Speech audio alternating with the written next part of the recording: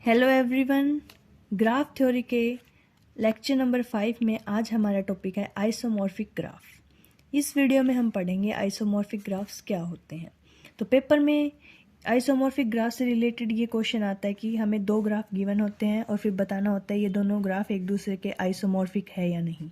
तो कुछ कंडीशंस होती हैं, उसको सेटिस्फाई करना पड़ता है, उसके बाद पता चलता है कि ये हमारी आइसोमॉर्फिक है या नहीं। दो ग्राफ गिवन मिलेंगे आपको। तो आइसोमॉर्फिक ग्राफ क्या होते हैं? Two graphs are set to be isomorphic कब बोला जाएगा? इफ़ ये कंडीशन सेटिस्फाई होगी। तो फर्स्ट कंडीशन क्या है? Number of vertices are equal. तो हम सबसे पहले देखेंगे इन दोनों ग्राफ्स के वर्टिसेस इक्वल है या नहीं।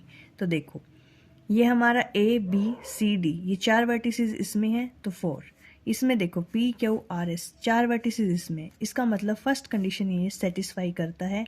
नेक्स्ट कंडीशन क्या है? Number of edges are equal. Edges क्या होती है? जो ये देखो, जो दो वर्टिसेस को कनेक्ट करती है उसको बोलते हैं हम एजेस। तो इसमें एजेस काउंट करो, 1 2 3 4। और इसमें कितने? 1 2 3 4 5 एजेस है। इसमें एक एज और बना लो, ठीक है। तो अब देखो, इसमें भी 5 एजेस होगी, इसमें भी देखो 1 2 3 4 5, 5 इसमें है और 5 ही इसमें। इसका मतलब ये भी सेटिस्फाई करती है कंडीशन। नेक्स्ट कंडीशन क्या है?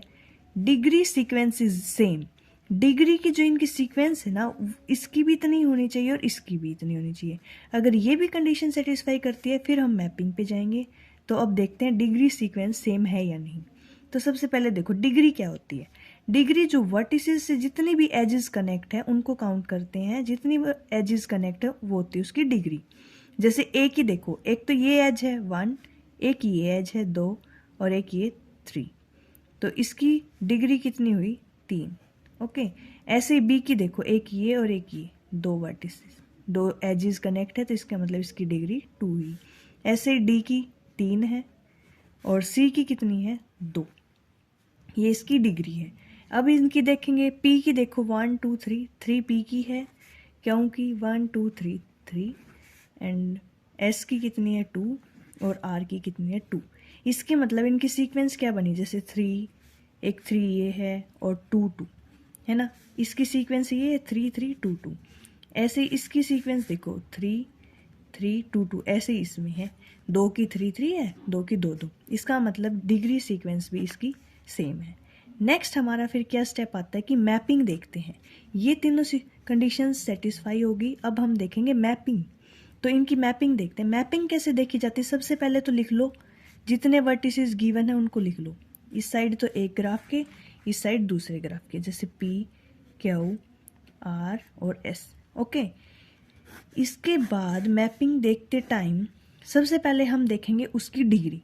इसकी ए की डिग्री देखेंगे 3 है तो सामने वाले की डिग्री भी 3 ही होगी, तभी वो एक दूसरे के सेम होंगे।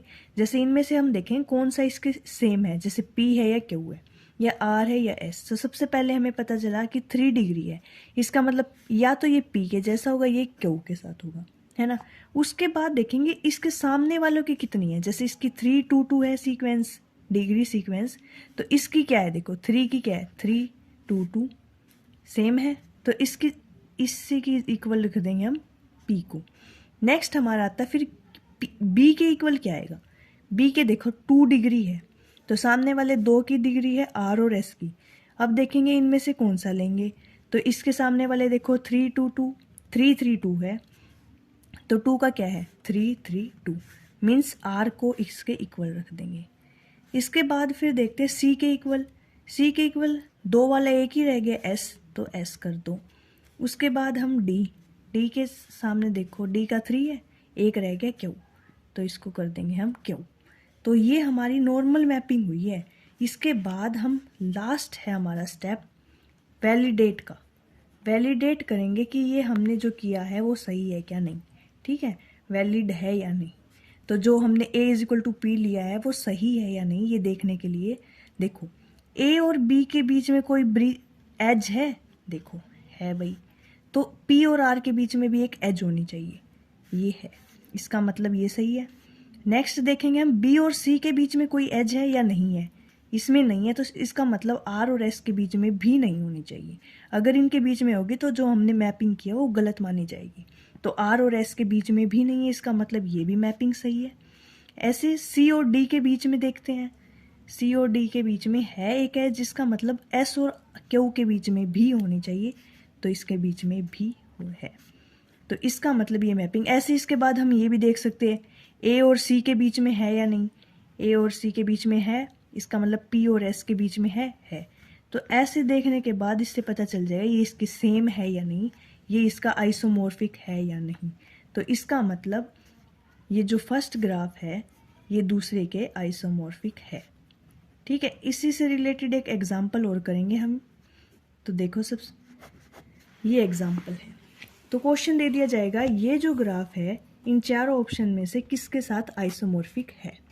तो सबसे पहले हमारा क्या है, फर्स्ट कंडीशन है इसके वर्टिसेस देखते हैं। इसके वर्टिसेस कितने, देखो 1 2 3 4 वर्टिसेस है। वर्टिसेस हमारे कितने हैं इसमें, 4। तो इनमें से देखते हैं ऑप्शंस में किसके पास 4 वर्टिसेस है। अगर जिसके पास इससे ज़्यादा या कम होंगे उसको सबसे पहले काट दिया जाएगा। तो देखो 1 2 3 4 5 वर्टिसेस है, ये तो क्रॉस, ये तो चला गया। इसके बाद देखो 1 2 3 4, ये हो सकता है, ये देखते हैं 1 2 3 4, ये भी हो सकता है। तो वर्टिसेस के लिए तो हमने 4 पता चल गया। इसके बाद हम देखेंगे एजेस, 2 सेम मिल रहे हैं। एजेस में देखो 1 2 3 और 4 एजेस हैं। इसमें देखो कितनी एज है, 1 2 3 4 5 एज है, तो ये भी नहीं। इसमें एज कितनी है, 4, इसमें 5 आ गई, तो ये भी क्रॉस हो गया। अब बच गया ये और ये वाला। तो इसमें देखो 1 2 3 4, ये भी सेटिस्फाई कर रही है। नेक्स्ट हम देखेंगे डिग्री सीक्वेंस देखेंगे। तो डिग्री सीक्वेंस देखो, इसकी कितनी है, 1 2 2 है, इसकी भी 2 है, इसकी भी 2 है और इसकी भी 2 है। इसमें देखो P की भी 2 है, Q की भी, R की भी और S की भी 2 है। इसका मतलब ये भी सेटिस्फाई करेगी, ये भी करेगी और ये भी करेगी। डिग्री सीक्वेंस दोनों की आई 2 2 2 इज इक्वल टू 2 2 2 2, है ना। नेक्स्ट आता है हमारा मैपिंग करेंगे। तो देखो A का P के साथ हो रहा है, सिंपल सी बात है, 2 2 है। तो इसको एक बार आप आसानी से नॉर्मली देखो, अगर हम C को इस साइड ले आते हैं तो ये डिट्टो वैसा का वैसा नहीं बन रहा। ऐसे यार आइसोमॉर्फिक में आपको सामने ही पता चल जाएगा कि अगर उसको हम उल्टा कर दें, ऐसे सी को अगर यहाँ ले आए तो डिट्टो ऐसी ही इमेज बन जाएगी, ऐसा ही ग्राफ बन जाएगा। तो आप समझ जाना कि वो आइसोमॉर्फिक है। ये थोड़ी शॉर्ट ट्रिक सी है और बस यही था आज के वीडियो में। तो थैंक यू।